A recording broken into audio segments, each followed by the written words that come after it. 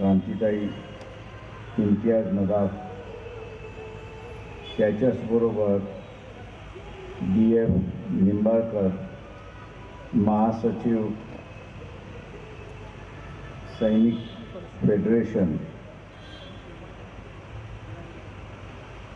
सातारा जिल्ह्याचे असणारे अध्यक्ष बाळकृष्ण देसाई, महासचिव गाडेजी, सातारा जिल्हा भिसेजी तुषार बेले, तोरवडेजी, भारतीय बौद्ध महासभा, चंद्रकांत खंडाईत, सिद्धार्थ करात, ॲडव्होकेट सागरे, भीमराव घोरपडे आणि उपस्थित सर्व बंधूंनो, भगिनींनो, बाळमित्रांनो,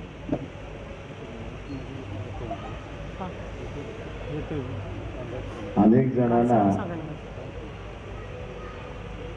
साताऱ्याच्या उमेदवारीच्या संदर्भातला असणारा कुतूहल आहे. सैनिक हा एक डिसिप्लिन सोल्जर असतो आणि त्याचे असणारे गवाही अनेक जणांनी आपल्या समोर या ठिकाणी दिले आणि आता निवडणुकीसाठी का लढतात आहेत असं मला असताना बऱ्याच ठिकाणी प्रेसवाल्यांनी विचारलं की त्यांना असं म्हटलं की बोलता येत नाही.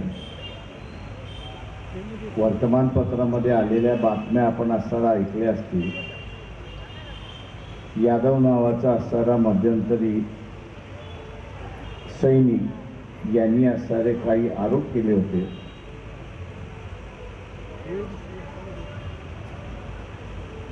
आणि त्या आरोपामध्ये तथ्य होतं असं नाही, परंतु लोकसभेचा मीही सदस्य राहिलोय, 15 वर्ष राहिलोय. सरकार जे सांगतं तेच आम्हाला असणारं कळतं. आतमध्ये काय चाललंय त्याची असणारी माहिती नाही. आणि म्हणून एखाद्या सैनिक हा त्या पार्लमेंटमध्ये असला पाहिजे या दृष्टीने असणारा प्रयत्न आहे. पुलवामाचं असणारं घटना घडली. मी उत्तर प्रदेशमध्ये 1990 साली फिरत होतो. तेव्हा उत्तर प्रदेशमध्ये सारंगपूर आणि पिलीभीत या एरियामध्ये आम्ही असणारं कधी गेलो, संध्याकाळी 7 नंतर आम्हाला असणारं एकट्याला जाऊ देत नसत, गाडी एकटी जात नसत. तिथे सुद्धा कॉन्वॉय केला जात होता आणि कॉन्वॉय मार्फत आम्ही जात होतो. सिव्हिलियन कॉन्वॉय होता तो, आणि तो सिव्हिलियन कॉन्वॉय सुद्धा 10 गाड्यांच्या वरती नव्हता. मी खासदार होतो म्हणून खासदार की गाजवायला गेलो त्या पोलिसाकडे. अरे म्हटलं 11वी गाडी सोड, मला जाऊ दे.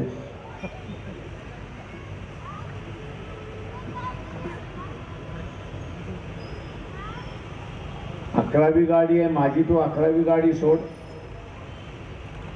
म्हटलं साहेब तुम्ही खासदार असाल कोणी असाल, माझ्या नियमाप्रमाणे 10 गाड्या सोडायच्या असतात. पुढे एक पोलिसाची गाडी, पाठी एक पोलिसाची गाडी, त्याच्यावरती मला सोडण्याचा अधिकार नाही आणि नियम मोडण्याचा सुद्धा मला अधिकार. तेव्हा पोलिसांच्या ह्याच्यामध्ये सुद्धा असताना मी त्याला असताना विचारलं 10 गाड्या का, तर तो असं म्हणाला की उद्या समजा हमला झाला तर पाठीमागच्या गाडीला आणि पुढच्या गाडीला प्रोटेक्शन देण्यात यावं, मोठ्या रेंजमध्ये असल्या पाहिजेत, हे तुम्हाला त्या ठिकाणी समजावून सांगत होता. तर म्हटलं रेंजच्या बाहेर गेला तर म्हटलं कोणाला तरी मारणार आहे, आणि म्हणून असताना नियम काढण्यात आलेले आहेत की 10 गाड्यांच्या वरती असू नये. आजही आपण बघत असाल की पुलवामाच्या संदर्भातली असलेली चर्चा आजही चाललेली आहे की तिथे 80 गाड्यांचा असणारा कॉन्वॉय हा कधी जातो का. त्या ठिकाणी मी जे काही नियम वाचलेले आहेत, सगळे वाचलेले आहेत, 80 गाड्यांचा असणारा कधीही कॉन्वॉय त्या ठिकाणी जात नाही आणि तोही नियम त्या ठिकाणी मोडला अशी असणारी परिस्थिती आहे. सैनिकांच्या संदर्भात म्हटलं, प्रेसवाल्यानं म्हटलं की आम्हाला हात बांधून त्याला होय म्हणावं लागतं. ते त्याच्या उपयोगात आहे की नाही आहे हे आम्हाला कळायला मार्ग नाही. पण सैनिकासाठी आहेत, मिलिटरीसाठी आहे, पण ते उपयोगी आहे की नाही याचं असताना कळत नाही, अशी असणारी परिस्थिती आहे. कारगिलचं ज्यावेळेस झालं त्यावेळेस असताना जॉर्ज फर्नांडिस हे डिफेन्स मंत्री होते. तेव्हा त्यांनी असताना एका अधिकाऱ्याला सांगितलं की तुझी बदली मी कारगिलला करतो. तो म्हटला मी सिव्हिलियन आहे. हो, तो म्हटला सिव्हिलियनला कळलं पाहिजे की आर्मीचे काही त्रास आहेत आणि म्हणून तुम्ही असताना बघितलं पाहिजे. मी जॉर्ज फर्नांडिसना विचारला तू सिव्हिलियन आहे, तू काय पळत जाईल तिथे? तो म्हटला ह्याला कळलं पाहिजे की त्याची काय गरज आहे आणि त्याची गरज लक्षात घेऊन त्यांनी असताना वागलं पाहिजे. तो वागला नाही म्हणून असणारी परिस्थिती आहे. मी असं म्हणेन की प्रशांत कदमाच्या निमित्ताने माझ्यासारखे अनेक पार्लमेंटचे सदस्य आहेत की ज्यांना फार काही माहिती नसते. IQ माहिती असते तेवढी माहिती असते आणि त्याच्यामुळे न्याय अन्याय हा कळतच नाही, अशी असणारी परिस्थिती आहे. त्याच्यामुळे एखादा कोणतरी त्या सभागृहामध्ये असेल तर तो त्या सभागृहाला व्यवस्थितरित्याने समजावून सांगू शकतो. ज्याला ब्रीफिंग आपण म्हणतो तो ब्रीफिंग त्या ठिकाणी असताना करू शकतो आणि जी काही सुधारणा करण्याची भाग आहे तो त्याच्यातला आहे. मला जुने सैनिक जे भेटतात ते असणारे म्हणतात की ब्रिटिशांच्या काळची जी डिसिप्लिन होती ती आत्ताच्या काळात नाही असं दिसतंय. आम्हाला काही कळायला मार्ग नसतो, आम्ही त्याच्या पुढे मान हलवतो, त्याच्या पलीकडे काहीच होत नाही. आणि म्हणून येणाऱ्या काळामध्ये धोके हे असणारे प्रचंड मोठ्या प्रमाणात वाढणार आहे आणि अशा असणाऱ्या कालावधीमध्ये ऑफिसर्स आणि सोल्जर याच्यामधलं एक जिव्हाळ्याचं नातं असलं पाहिजे, अशी असणारी परिस्थिती आहे. ते हळूहळू कुठेतरी असणाऱ्या जिव्हाळ्याच्या नात्याला तडा जातोय असं मला अनेक जण त्या ठिकाणी सांगतात. हा तडा का जातोय कळायला मार्ग नाही. युनिट हे म्हटलं तर एका प्रकारचं असणारं घर असतं, सगळं असतं, पण त्याच्यामध्ये जर जिव्हाळा राहिला नाही तर मी असणारं मानतं की त्याचा असणारं इफेक्टिव्हनेस जे आहे तो कमी होतो. आणि म्हणून माझं आव्हान आहे या ठिकाणी की आपण गावोगाव जाऊन, मला सातारा जिल्ह्यामधला परिस्थिती माहिती आहे, दबावाची परिस्थिती आहे, भीतीची परिस्थिती आहे, मारामारीची परिस्थिती आहे, ठोकण्याची परिस्थिती आहे. मतदान तुम्ही कोणाला देता हे कधीच कोणाला कळत. त्याच्यामुळे सायलेंट रेव्होल्युशन ज्याला आपण म्हणतो, शांतीपूर्वक बदल आपण ज्याला म्हणतो, हा शांतीपूर्वक बदल आपण मताच्या रूपाने करावा अशी माझी आपल्या सगळ्यांना असणारं नम्र विनंती आहे. मित्रो, सध्याचं सरकारसुद्धा मी असं म्हणेन की जुमलेबाजीचं सरकार, त्याच्या पलीकडे काही नाही. पहिल्यांदा 15 लाखाचा जुमला आला. लोकांना वाटलं 15 लाख मिळतील, आपला असणारं गरिबी दूर होईल. 15 लाख मिळालं नाही. नंतर सांगितलं की आम्ही असणारं 2 कोटी नोकऱ्या दरवर्षी निर्माण करू. त्याच्याऐवजी आपल्याला दिसते की दरवर्षी 12 लाख नोकऱ्या कमी झाल्या, अशी परिस्थिती आहे. तिथेही हे सरकार असणारं फेल्युअर आहे. बघा, सगळं आहे. एका कुठल्या तरी मंत्र्याने नरेंद्र मोदीच्या संदर्भात वेडवाकडं लिहिलं. आपण असं बघत असाल की पंतप्रधानाचा इगो दुखवला आणि इगो दुखवल्यानंतर आम्ही सगळा टुरिझम तुमचा बंद करतो अशी भूमिका घेतली.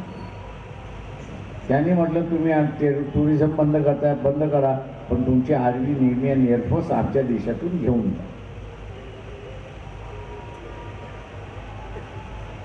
काही गोष्टी देशाच्या सुरक्षिततेच्या दृष्टिकोनातून ठरल्या जातात, त्या काय 2 वर्षाच्या 5 वर्षाच्या नसतात, ते 15-15, 20-20 वर्षाच्या ठरवल्या जातात.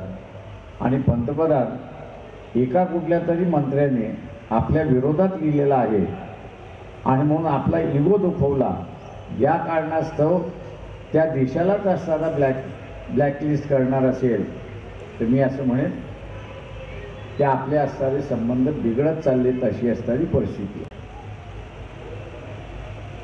देश मोठा की इगो मोठा? माझ्या दृष्टीने असणारा देश मोठा असतो, आपला इगो लहान असतो. पण हा पंतप्रधान आपण बघत असाल की आपला इगो पहिला ठेवतो आणि देशाला पाठीमागे ठेवतो, अशी असणारी परिस्थिती आहे. जेव्हा अशा असणाऱ्या पंतप्रधानाला, अशा असणाऱ्या व्यक्तीला पुन्हा पंतप्रधान करावं आणि देशाला असणारं खाईत घालावं, अशी असणारी परिस्थिती नाही.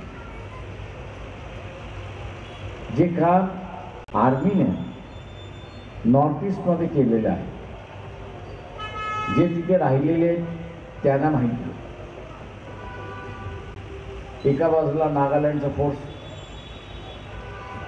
दुसऱ्या बाजूला असणारा कुकीज, तिसऱ्या बाजूला असणारा आसाम, या सगळ्या ह्याच्यामध्ये की आम्हाला असणारं वेगळं व्हायचं, आम्हाला तुमच्याबरोबर राहायचं नाही, ह्या सगळ्या भावना आहे. 30 वर्ष, 40 वर्ष, 50 वर्ष आर्मी तिथे राहिली. आर्मीने मैत्रीचे संबंध जोडले, त्यांची भावना पूर्णपणे बदलली, पूर्णपणे त्यांची भावना बदलली आणि आज ते असं म्हणतात की आम्हाला भारताबरोबर आहे. म्हणजे जे विरोधात होते त्या सगळ्या माणसांना भारताबरोबर जोडण्याचं असतं काम या आर्मीने केलं, अशी असणारी परिस्थिती आहे.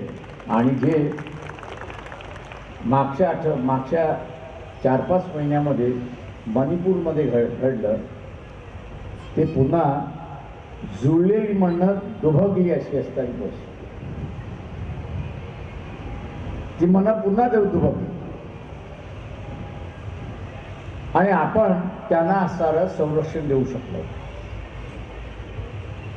त्यांना आपण असं संरक्षण देऊ शकलो नाही.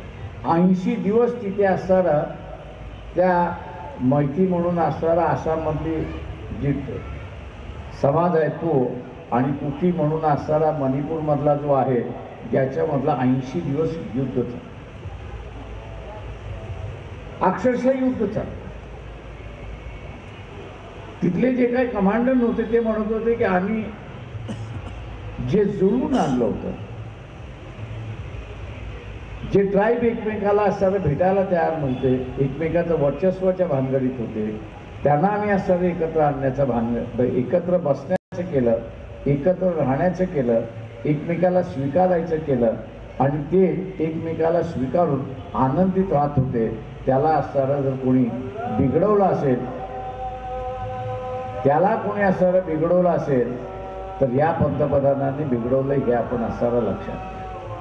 ताबडतोब असणारा कारवाई झाली असती, ताबडतोब कारवाई झाली असती तर आपल्याला छाटलेली मुंडकं आणि नग्न महिला या रस्त्यावरती दिसल्या नसत्या, अशी असणारी परिस्थिती. ज्या पंतप्रधानाला माणसांबद्दल जिव्हाळा नाही, ज्या पंतप्रधानाला माणसांबद्दल जिव्हाळा नाही, त्याला पंतप्रधान करणं हा आपला गुन्हा आहे, हे आपण असणारं लक्षात घ्या. कारण पंतप्रधानाचं कार्यालय हे मानवतेचं कार्यालय आहे. लोकांना आश्वासन देणारं कार्यालय आहे की आम्ही तुमचं असणारं संरक्षण करू, आम्ही भेदभाव करणार नाही, आम्ही समतेने वागू, बंधुभावाने वागू, हे पंतप्रधानाचं कार्यालय आहे. पण तेच कार्य जर पडत नसेल तर आज जे पंतप्रधान म्हणतात आहेत की देश दुभागलीच्या मार्गावरती आहे, 10 वर्ष तर तुमचं राज्य, 10 वर्ष भारतीय जनता पक्षाचं राज्य आहे. या 10 वर्षाच्या राज्यामध्ये आपण जे पेरलेला आहे, द्वेष जो पेरलेला आहे, धर्माच्या नावाने जो द्वेष आपण पेरलेला आहे, आणि मध्यंतरी मराठा समाज आणि ओबीसी यांच्यामध्ये असणारा जो द्वेष पेटवण्याचा आपण कामकाज केलेला आहे, तेव्हा या देशामधल्या विभक्तपणा, समाजातला विभक्तपणा पसरवण्याचं काम कोणी केलं असेल तर हे भारतीय जनता पक्षाने केलेलं आहे, हे आपण असं या ठिकाणी लक्षात घेतलं. विभक्तपणा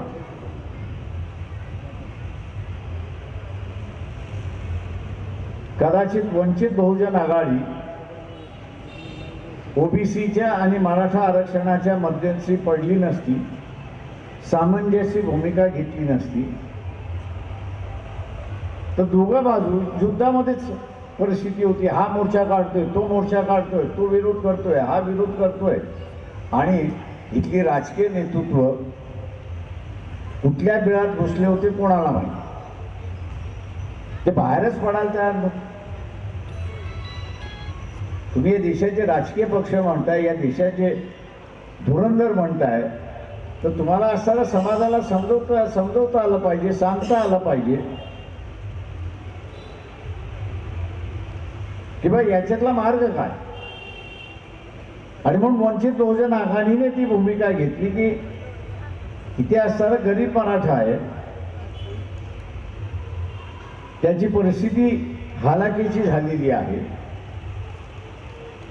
आणि त्याला आता असणारा सरकारची मदतीची गरज आहे. अशा असणाऱ्या सरकारच्या मदतीच्या वेळेस सरकार त्याच्या बाजूने उभं राहणार नसेल तर हा अजून खालवलेला जाईल आणि मग कुठल्या मार्गाला जाईल हे आपल्याला सांगता येणार. आणि म्हणून भूमिका घेतली की ओबीसीचं आरक्षणाचं ताट वेगळं असलं पाहिजे, आणि हा जो गरीब मराठा आहे या गरीब मराठ्याचं आरक्षणाचं ताट हे वेगळं असलं पाहिजे.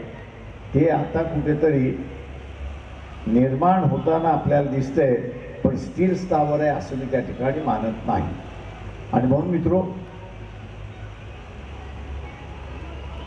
की ज्यांना समाजामधल्या भांडणांमध्ये मार्ग काढता येत नाही, उद्याचे राज्य काय करतात बघायची भूमिका, पेटवण्याची भूमिका, लढवण्याची भूमिका, एकमेकांना भिडवण्याची भूमिका, आणि त्यातून निर्माण होणार काय तर दंगली निर्माण होणार. आणि दंगली निर्माण झाल्या तर आपण असं बघतो की सगळ्याच ठिकाणी उद्ध्वस्तपणा येतो, अशी असणारी परिस्थिती आहे. ज्या भारतीय जनता पक्षाचं असणारं पूर्ण राजकारण हे द्वेषेवरती आहे. आपण बघत असाल की 10 वर्षाच्या कालावधीमध्ये त्यांनी एकही मुस्लिम समाजाचा असणारा उमेदवार म्हणून दिलेला नाही. आम्ही असा विचारतो की 15% या देशामधला मुसलमान, फाळणीच्या वेळी ज्याला जायचं होतं तो गेला, ज्याला राहायचं होतं तो इथे राहिलेला. तुम्ही हे द्वेषाचं राजकारण किती दिवस करणार. आणि हळूहळू असं दिसतंय की काँग्रेस सुद्धा त्याच पावलावरती पाऊल त्या ठिकाणी ठेवायला लागलेली आहे. आणि मुस्लिम समुदाय असेल किंवा जैन समुदाय असेल, ज्याला उमेदवारी द्यायची नाही, ही भारतीय जनता पक्षाची जी भूमिका आहे तीच भूमिका आता काँग्रेस घेते, अशी असणारी परिस्थिती. आम्ही वंचितांचं राजकारण करतो, उपेक्षितांचं राजकारण करतो, समाजामध्ये बाहेर टाकलेल्या माणसांचं राजकारण करतोय. आणि म्हणून आम्ही असताना ज्यावेळेस पंतप्रधान बोलायला लागले की इथं काँग्रेसवाल्यांनी मुस्लिम लीग आणि फाळणी, त्यांचा इशारा मुसलमानांकडे. आणि म्हणून मुंबईसारख्या शहरामध्ये मोदीला उत्तर द्यायचं असेल तर आपण असणारा 3 मुस्लिम उमेदवार त्या मुंबईच्या 6 पैकी जागेवरती दिलं. त्याचं एकमेव कारण की इथला असणारा समाजातला सामंजस्य हा एक भाग, आणि दुसऱ्या बाजूला आपण समाजाचा हिस्सा आहोत, अजून बाहेर फेकल्या गेलेलो नाही, हा दाखवण्याचा भाग आहे त्याच्यातला. उद्या निवडून कोण येईल हा वेगळा भाग. पण राजकीय पक्षाच्या हातामध्ये काही आहे तर राजकीय पक्षाच्या हातामध्ये आहे की आम्ही सर्वांना घेऊन चाललेलो आहोत, आणि सर्वांना घेऊन चालत असताना आपण उमेदवारीच्या माध्यमातून त्या ठिकाणी दाखवू शकतो. आपण उमेदवारीच्या माध्यमातून त्या ठिकाणी दाखवू शकतो की आम्ही सर्वांनाच घेऊन चाललेलो आहोत, कोणाला एकाला घेऊन चाललेलो नाही. शेवटी मताच्या स्वरूपामध्ये निवडून येतो तेव्हा त्या उमेदवाराच्या संदर्भात लोकांचं काय मत आहे हे आपण तिथे मांडू शकत नाही. लोक ज्याला निवडून देतात तो आपला प्रतिनिधी होतो, अशी असणारी परिस्थिती आहे.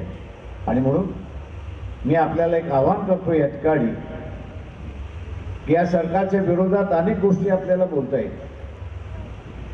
सगळ्यात महत्त्वाचं म्हणजे आर्थिक दृष्टिकोनातून हे सरकार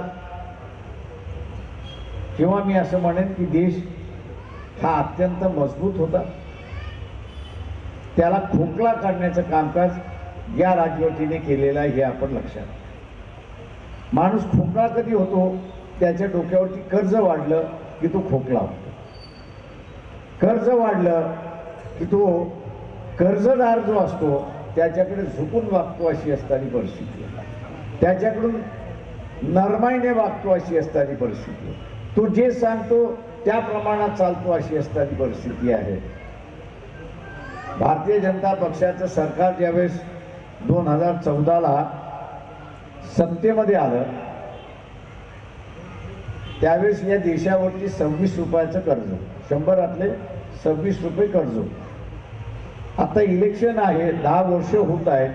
या 10 वर्षाच्या कालावधीमध्ये हे 26 रुपयाचं कर्ज हे 84 रुपयावरती त्या ठिकाणी गेलेलं आहे. म्हणजे आता देश चालवायला फक्त 14 रुपये राहिलेत, अशी असणारी परिस्थिती आहे. 14 रुपये झाले. आपण जर अजून 2-4 हप्ते फेडले नाही त्याच्यामध्ये तर सांगितलं जात आहे की 2026 मध्ये या ठिकाणी 86 रुपयाचं म्हणजे 96 रुपीज हे असणारं कर्ज त्या ठिकाणी होणार आहे. 96 रुपयाचं असणारं कर्ज आपल्यावरती होणार आहे आणि 4च रुपये फक्त देश चालवायला त्या ठिकाणी राहणार. आपण कर्ज काढतो, बँकेकडून कर्ज काढतो. आपण बँकेकडून कर्ज काढत असताना पहिल्यांदा काय बघतो की मला हप्ते फेडता येईल आणि हप्ते फेडून झाले तर मला त्याच्यामध्ये घर चालवता येतं. घर चालवता येत असेल तर मी असणारं कर्ज घेतो. घर चालवता येत नसेल तर मी कर्ज घेत नाही, जे आहे त्याच्यामध्येच मी असताना माझं भागवत असतो, अशी परिस्थिती. कर्ज काढलं आणि ते हप्ते फेडता आले नाही तर ते डबल होतं, अशी असणारी परिस्थिती आहे. आणि ते डबल झालं तर मग आपल्याला घर चालवायची अडचण होते, अशी परिस्थिती आहे. जी घर चालवायला अडचण होते ती देश चालवायला अशी परिस्थिती आहे, हे आपण लक्षात घेतलं. या सरकारने मी असं म्हणेन की चोरांना पूर्णपणे अभय दिले. चोरांना पूर्णपणे अभय दिला. याने एक वॉशिंग मशीन काढलेली आहे. त्या वॉशिंग मशीन मध्ये त्या चोराला धुतला की तो काळ्याचा पांढरा होतो आणि हे मग म्हणतात नाही नाही यांनी ते काही केलेलं नाही. या देशाच्या खातेदार, बँकेतला जो खातेदार आहे, या खातेदारापैकी 12 लाख कोटी हे डुबगाईत गेलेले आहे. आणि या 12 लाख कोटीपैकी सगळ्यात डुबगाईत घालणारं कोण असेल तर गुजरातमधली माणसं आहेत. एका तरी गुजराती माणसावरती धाड पडली आहे का मला एक सांगा. एक तरी अजिबात नाही. भारतीय जनता पक्षाचं सरकार हे दाखवण्यासाठी भारतावरती राज्य करतंय, पण प्रत्यक्षात नरेंद्र मोदी हा फक्त गुजरातवरतीच राज्य करतोय, अशी असणारी परिस्थिती आहे. तो पंतप्रधान कुठला आहे माझ्या भाषेमध्ये, तो गुजरातचा पंतप्रधान आहे, तो देशाचा पंतप्रधान नाही, अशी असणारी परिस्थिती आहे. एक 4-5 दिवसापूर्वी कांद्याच्या आयातीच्या संदर्भातलं धोरण आहे. कांदा सगळ्यात जास्तीत उत्पन्न कुठं होतो तर महाराष्ट्रात होतो, नाशिकमध्ये होतो. तुम्ही असताना कांदा एक्सपोर्ट करण्याची परवानगी दिली, तर ती देशभर दिली पाहिजे. देशातल्या कुठल्याही व्यापाऱ्याला असावा त्यांनी असताना कांदा परदेशामध्ये नेऊन विकावा.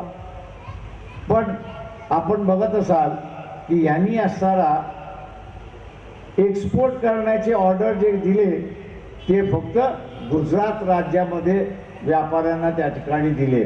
फार फार बोंबाबोंब झाल्यानंतर 6व्या दिवशी ती ऑर्डर बदलली. तोपर्यंत गुजरातच्या व्यापाऱ्याने बाहेरच्या व्यापाऱ्याशी समझोता करून घेतला आणि मग दाखवण्यासाठी मी भारतातल्या सगळ्या व्यापाऱ्यांसाठी असणारा कांदा खुला केला. मोदीजी, आम्ही असणारं एवढे मूर्ख नाही की तुमचा गेम आम्हाला असणारा समजू शकला नाही. तुम्ही गुजरातसाठी खुलं केलं. गुजरातच्या व्यापाऱ्यांनी 2 दिवसामध्ये परदेशी व्यापाऱ्याबरोबर एग्रीमेंट केलं, सगळं केलं, कांदा बुक केला आणि 4 दिवसानंतर तुम्ही म्हणताय मी भारतासाठी खुला केला. कुणाला फसवताय? आणि म्हणून हे पंतप्रधान देशाचं पंतप्रधान नाही आहे. हे जे पंतप्रधान आहे हे गुजरातचं आहे. दिल्ली ही राजधानी आहे की नाही? मागच्या 10 वर्षामध्ये एक तरी आंतरराष्ट्रीय कार्यक्रम दिल्लीत झालाय का मला सांगा. नाही तर गांधीनगरमध्ये किती झाले तेवढं सांगा. अहमदनगर, अहमदाबादमध्ये किती झाले? ट्रम्प आला तोही गुजरातमध्ये. जपानचा पंतप्रधान आला तोही गुजरातमध्ये. फ्रान्सचा राष्ट्रपती आला तोही गुजरातमध्ये. इटलीची प्राईम मिनिस्टर आली ती सुद्धा गुजरातमध्ये. मोदीजी, आम्ही तुम्हाला विनंती करतो की दिल्लीतलं जे कॅपिटल आहे ते कॅपिटल नष्ट झालेलं आहे आणि अहमदाबाद हे कॅपिटल झालंय एवढं तरी घोषित करा. म्हणजे जे काय आहे ते गुजरात. आता ही वागणूक जी आहे हे इतर राज्याची लोक कशी सहन करतात? महाराष्ट्र एक सक्षम राज्य, त्याला कोणाची गरज नाही. ते स्वतःच्या पायावरती उभं राहतं. इथला माणूस कष्टाळू आहे, तो स्वतःच असताना सगळं निर्माण करत असतो. पण उरलेले राज्य तशी नाही, तर त्यांना मदत लागते. त्यांना मदत लागते. त्यांना मदत देण्याच्या ऐवजी हा सगळा गुजरातमध्ये घेऊन चालला. अशी असताना अहमदाबाद ते मुंबई गाडीने मी जात असतो. 4.5 तासात मी पोचतो गाडी. रस्ता फार चांगला आहे, हायवे आहे, 6 लेन हायवे आहे, त्याच्यामुळे 4.5 तासामध्ये आपण पोचतो. पण मोदींना अहमदाबादचा माणूस मुंबईमध्ये 4.5 तास फार वाटतात. तो असताना 50 मिनिटामध्ये आला पाहिजे आणि 50 मिनिटामध्ये आला पाहिजे म्हणून त्यांनी असताना बुलेट ट्रेन आणि त्या बुलेट ट्रेन उभी करण्याची किंमत किती? तर 1 लाख कोटी. त्या फक्त 400 किलोमीटरसाठी. अनेक जणांनी सांगितलं एक स्पेशल ट्रेन मुंबई आणि अहमदाबाद चालवली ती सुद्धा 2.5 तासात जाईल. नॉन स्टॉप चालवली ती सुद्धा जाईल. हा जो 1 लाख कोटीचा असणारा कर्ज आपण करताय ते उरलेल्या रेल्वे स्टेशन आणि उरलेल्या ठिकाणी रेल्वे पाहिजे त्या ठिकाणी आपण असणारा बांधा. पण मोदी एक होत गुजरातचा असणारा पंतप्रधान गुजरातमधल्या लोकांना मी अमुक केलंय तमुक केलंय सांगितलं पाहिजे आणि म्हणून 1 लाख कोटीचं कर्ज काढलं आणि आपल्या डोक्यावरती बसवलंय आणि म्हणून 26 रुपयाचं कर्ज हे असणारा 96 रुपयावरती 2026ला चालले अशी असणारी परिस्थिती आहे. कशासाठी? तर एका माणसाच्या इगोसाठी अशी असणारी परिस्थिती. एका माणसाच्या इगोसाठी अशी असणारी परिस्थिती. नीरव मोदी कोण? तो महाराष्ट्रातला की गुजरातला? 18,000 कोटीचा कोकीन सापडलं. मुंबईच्या बंदरात सापडलं की पोर्टबंदरच्या बंदरात सापडलं? आता 18,000 कोटीचा असणारा कोकीन हे जर या देशामध्ये येत असेल तर नवीन पिढीचं काय? आणणारा कोण? अजून सापडलेला नाही. आणणारा कोण? अजून सापडलेला नाही. आणि हे सरकार माझ्या दृष्टीने असणारं वसुलीचं सरकार. पंतप्रधानाचं कार्यालय हे मानवतेचं कार्यालय जे असलं पाहिजे ते मानवतेचं कार्यालय राहिलं नाही, ते वसुलीचं कार्यालय झाले अशी असणारी परिस्थिती आहे. मी काय म्हणतोय तर राज्यसभेमध्ये चार महिन्यापूर्वी एका प्रश्नाला उत्तर देण्यात आलं. तो प्रश्न असा होता की 2014 ते हा प्रश्न विचारेपर्यंत या देशामध्ये किती नागरिकांनी एक देश सोडला आणि त्याच्याच बरोबर नागरिकत्व सोडलं याची आकडेवारी द्या. प्रश्न काय होता तो लक्षात घ्या. प्रश्न हा होता की 2014 पासून या देशामध्ये राहणाऱ्या लोकांनी नागरिकत्व सोडलंय का, आणि सोडलं असेल तर त्यांची संख्या किती आहे ते सांग.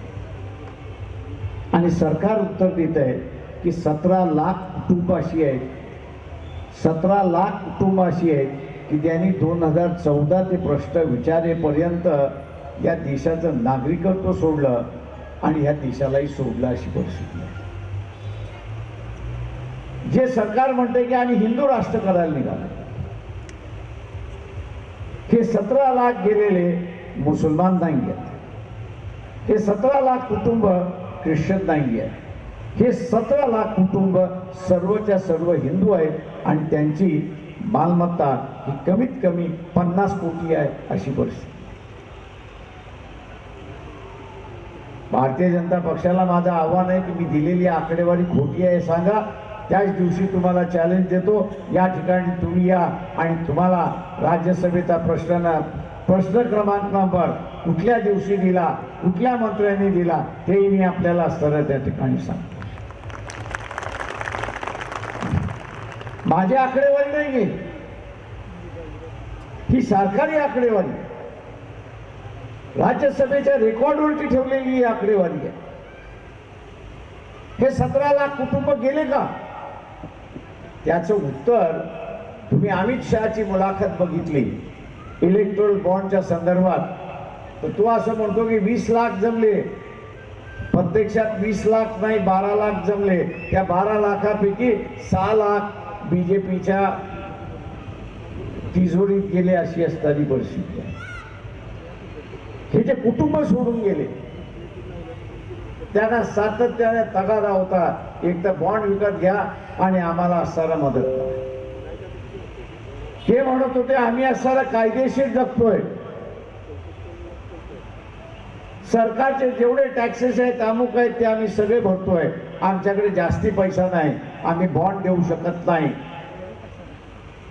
तुम्ही बॉन्ड देऊ शकत नाही तर आम्ही तुमच्यावरती ईडीचा वापर करतो, इन्कम टॅक्सचा वापर करतो, सीबीआयचा वापर करतो. ही सगळी कुटुंब एक निष्ठावान होती, समाजामध्ये त्यांची असणारी इब्रत होती, समाज त्यांना असणारा मानत होता. आणि त्यांना असं वाटलं की यांना जर आपण पैसे दिले नाहीत, यांच्या वसुलीला जर आपण असणारा नाही तर देणार कुठून, हे आपल्यावरती धाडी घालतील आणि आपल्या इज्जतीचं खोबरं करतील, तेव्हा आपल्या बापदादाने कमवलेल्या इज्जतीचं खोबरं होऊ नये म्हणून ते असताना देश सोडून गेले, अशी असणारी परिस्थिती. तुम्ही अशा सरकारला पुन्हा सत्तेवरती बसवणार? त्या 17 लाख कुटुंबाच्या पाळी आली, उद्या आपली पाळी असेल,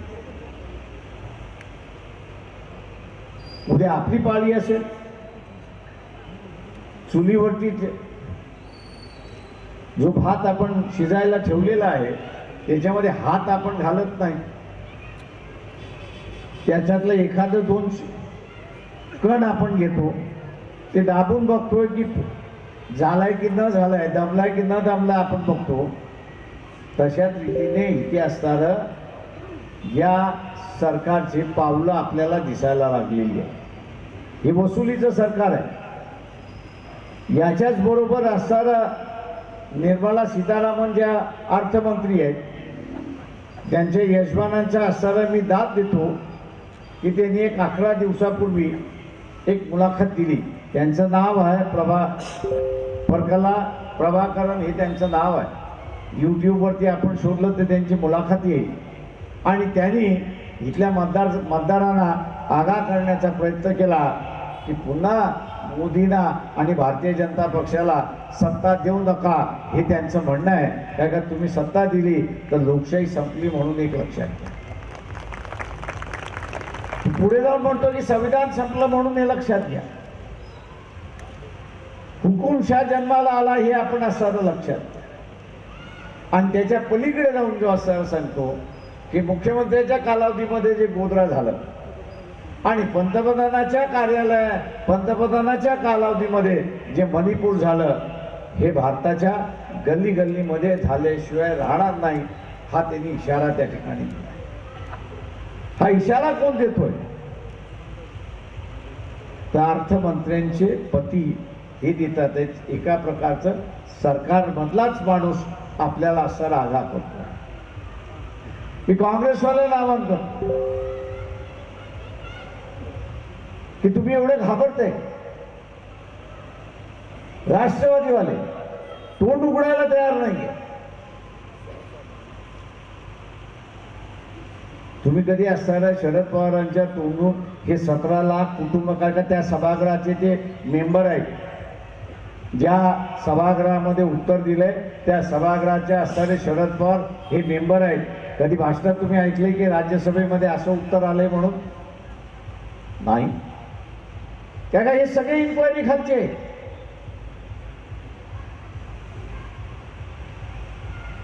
हे इन्क्वायरी खालचे, हे मिलीजुली सांगितलं चाललेलं आहे. मी तुझी पाठ खाजवत नाही, तू माझी पाठ खाजवू नको, तू बी चूप मैं बी चूप, प्रोफेसर गपचूप, अशी असणारी परिस्थिती आहे. आणि फरक कोणाला पडणार आहे? हा आपल्याला पडणार आहे, हे लक्षात. आणि म्हणून ते दागी आहे. राष्ट्रवादीच्या उमेदवारासंदर्भात बोलत नाही, त्याचं असणारं प्रकरण आपल्या सगळ्यांना त्या ठिकाणी कळलेलं आहे. उद्याच्या या दागी माणसाला तुम्ही सत्तेवरती पाठवल्यानंतर तो तुमची बाजू मांडणार आहे की सत्ताधाऱ्यांचे पाय चालत बसणार आहे, याचा तुम्ही असताना त्या ठिकाणी ठरवलं. आणि म्हणून उद्याचा प्रतिनिधी हा आपला कुणाचा बगल बच्चा होणार नाही, याची दक्षता आपण त्या ठिकाणी घेतली पाहिजे. उद्याचा आपला प्रतिनिधी कोणाचा बगल बच्चा होणार नाही, तो त्याचाच मालक राहील, हे आपण असताना त्या ठिकाणी लक्षात गेलं पाहिजे. आणि म्हणून माझं आव्हान आपल्या सगळ्यांना आहे, आणि म्हणून माझं आव्हान आपल्या सगळ्यांना या ठिकाणी आहे की आपला प्रतिनिधी हा सच्चा प्रतिनिधी असतो. मी कुठल्याही कारखानदाराकडे पैसे मागायला जात नाही, मी कुठल्याही कारखानदाराकडे पैसे मागायला जात नाही, कुठल्याही माणसाकडे पैसे मागायला जात नाही. पण मतदाराकडे पैसे मागायला मी निश्चितपणे जात असतो. मी मतदाराकडे नेहमीच जात असतो. 40 वर्ष झाली. माझी पहिली निवडणूक सुद्धा वर्गणीतून केली, मग कालची सुद्धा निवडणूक ही मी वर्गणीतूनच केली. ही इथं प्रथा पडली पाहिजे. मी निवडून गेलेलो, माझी बांधिलकी कोणाशी असली, माझी बांधिलकी कोणाशी असली पाहिजे. मतदाराशी असली पाहिजे की ज्यांनी माझ्या इलेक्शनला पैसे लावलेत त्याच्याशी असली पाहिजे, कोणाशी असली पाहिजे? मतदाराची असली पाहिजे. तर मग मतदाराने त्याला जो उमेदवार पाहिजे त्याच्या निवडणुकीसाठी फंड सुद्धा जमा केला पाहिजे हे लक्षात. काही जण देतात, काही जण शिव्या देतात. म्हटलं जे शिव्या दिले तेही लखलात, ज्यांनी दिला तोही लखलात. मी उद्या त्या कारखानदाराचे पैसे घेऊन आपल्या इथे आलो तर तो कारखानदार मला तुमच्याशी इमानदार राहू देणार नाही. तर तो म्हणणार आहे प्रकाशराव तुमच्या इलेक्शनचा खर्च मी केलेला आहे, त्याच्यामुळे तुमची इमानदारी ही माझ्याकडे पाहिजे. मतदार असताना हवेवरती गेला, मतदार हा हवेवरती गेला. इथे लोकशाही आपल्याला जर जमिनीतला पायाभूत म्हणून आपल्याला करायचं असेल तर आपण सुद्धा जो उमेदवार आपल्याला पाहिजे त्या उमेदवाराच्या अकाउंटमध्ये पैसे आपणच टाकले पाहिजे हे लक्षात घ्या. नाही तर असणारा उमेदवार आपण निश्चितपणे निवडून देऊ पण तो आपल्याशी इमानदार राहणार नाही. तो ज्यांनी पैसे लावले त्याच्याशी इमानदारी त्याशी असणारी परिस्थिती.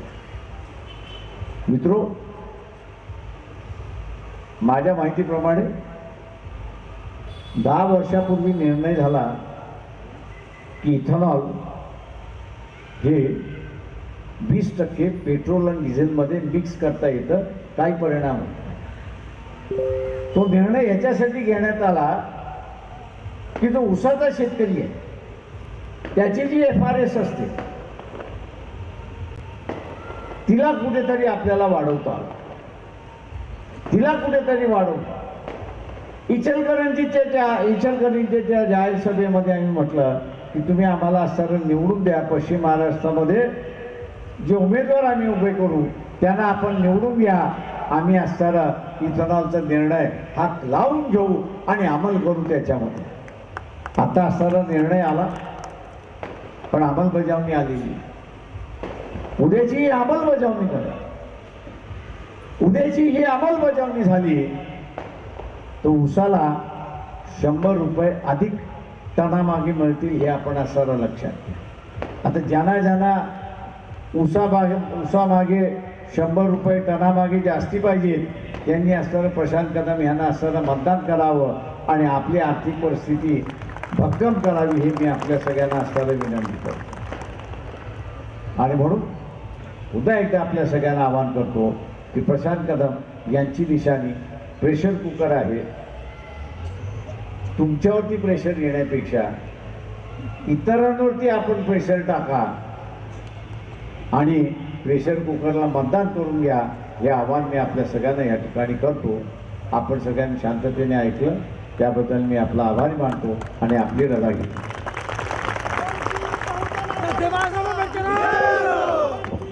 वंचित बहुजन आघाडीचा, सदैव बाळासाहेब आंबेडकरांचा.